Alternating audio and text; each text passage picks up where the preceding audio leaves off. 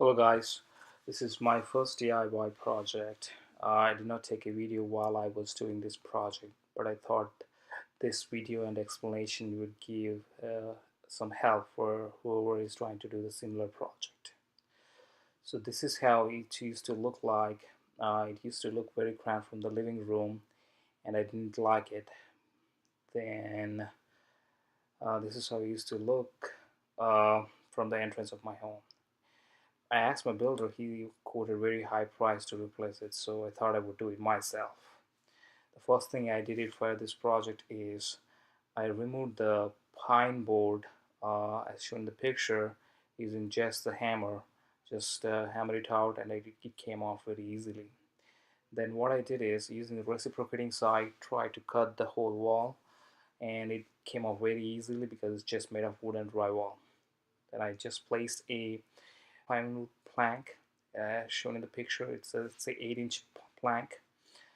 I placed it with the nails. It's simple nails. It doesn't have anything that needs to be there. So just hammer down the nails into the 8-inch pine plank. It's a prime one. And then I got a newel post from Lowe's. I enforced the newel post as shown in the picture using the screws. Then I did some drywall finishing.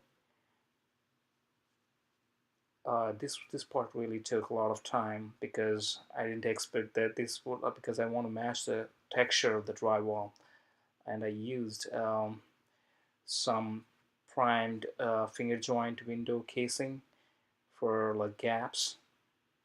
This is how the finished product looks like from the entrance of my home, and this is how it looks like from the living room before and after.